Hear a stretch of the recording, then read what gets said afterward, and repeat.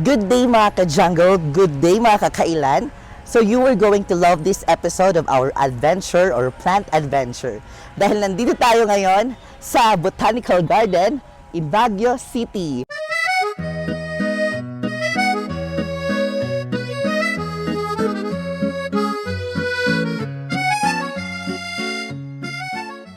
So in today's plant adventure episode is we are going to love this episode dahil nga makikita nyo ang iba't ibang klase ng mga plants nandito sa Botanical Garden, dito sa Baguio City. Kaya nga, from Tacloban, nag-travel ako dito sa Baguio dahil gusto ko makita ang Botanical Garden. Ito talaga yung sinadya ko dito. So ngayon, magugustuhan nyo kasi itutur ko kayo.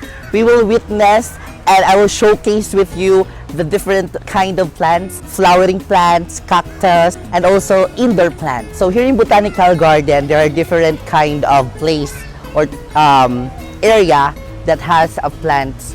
So here is the Centennial Garden. So means to say, nandito, kumbaga yung mga plants nandito, yung mga sinaunang plants, at saka yung mga pine trees, at yung mga malalaking plants na nakapaligid sa ating garden. So, sa ating garden talaga.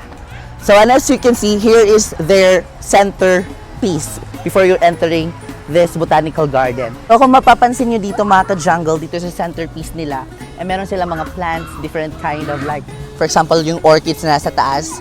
Yan, napakaganda. At yan po yung air plant na yan, kahit wala pong soil, ay nag-exist kasi air yung kanyang vitamins, kaya maganda po yan. Then, meron din po silang iba't ibang klase ng mga indoor plant dito sa loob na parang ginawa nilang cave, little cave. Ayan. Tsaka, hali kayo. May nakalagay dito na wishing well. Ayan. And then, katabi ng wishing well, ang dami nilang mga... This one is a zebrina. Ayan. Calathea zebrina. Vietnam rose. Ayan. Tapos meron silang mga different kind of fern, mga fern plant. Ayan, di ba?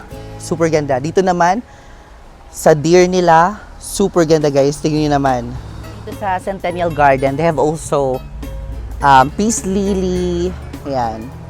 Medyo yung iba nasunog na ata kasi sobrang init ngayon. Then meron din silang mga Fithonia. Ayan. Closer look natin. Ito po, ang ganda na, sobrang ganda ng Fithonia guys. Ayan, may pink, may violet. Super ganda ng mga bulaklak dito sa Botanical Garden ng Baguio. Kasi maganda po yung klima dito eh. Dito naman, meron sila ditong I don't know what is this kind of plants. If you know this plant guys, just comment below. Pero flowering plant, I think same din siya ng mga sunflower. Pero maliit lang na variety. And then, ito oh, may puno sila. Napakaganda.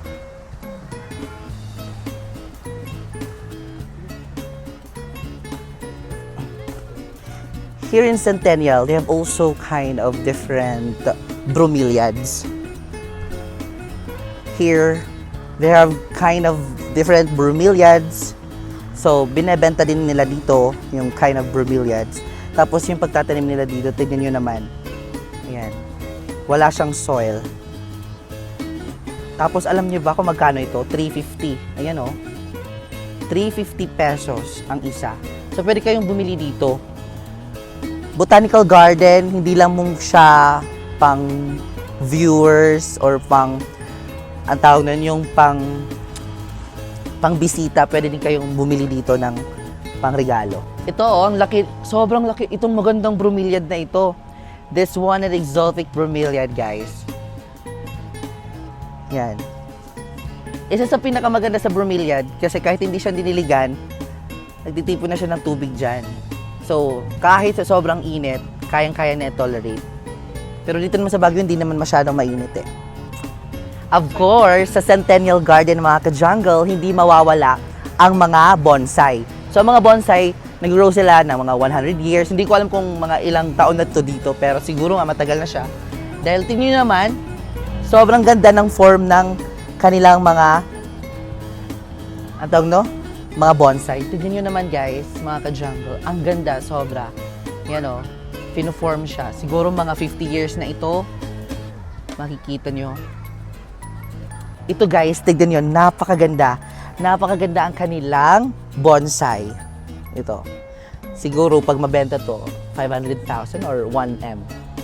Oo, kasi ang hirap magpatubo o mag-grow ng ganito. It takes time magpalaki at mag-form ng ganito.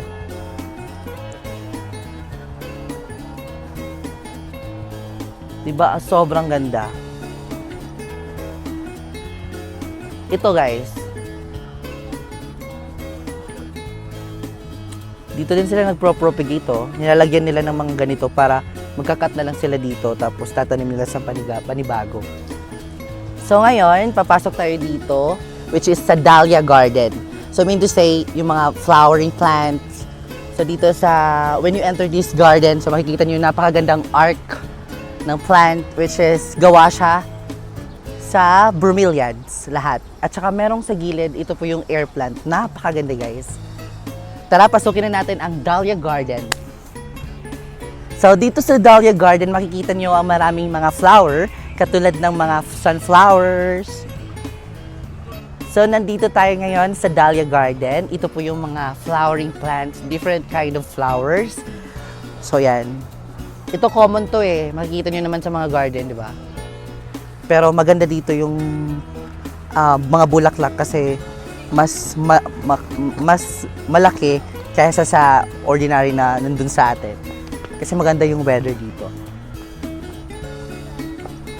And then when you enter this garden, meron din silang plant tunnel gawa sa bromeliad plants. And then dito naman meron sila ditong air plant. Yan. Nakapalibot yung, hindi ko alam kung ano to.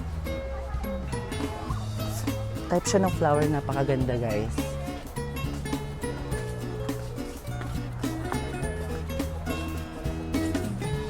Totoo to, ano ka ba?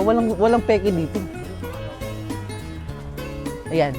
So papasok tayo dito sa ating, So papasok tayo dito sa plant tunnel na ito at napakaganda ang Dahlia Garden.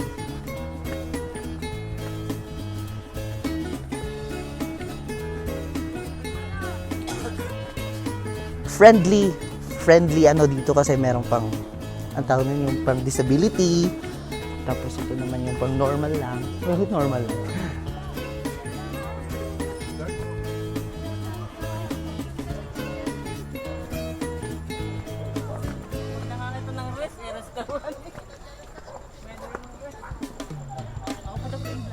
Dito sa Dahlia Garden, mga ka-jungle, makikita nyo yung different kind of flowers.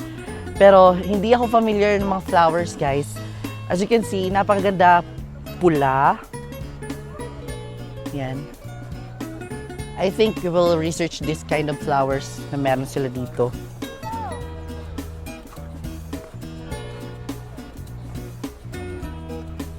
Sa Dahlia Garden, mga ka-jungle, meron sila ditong parang bahay na gawa sa, syempre sa kahoy.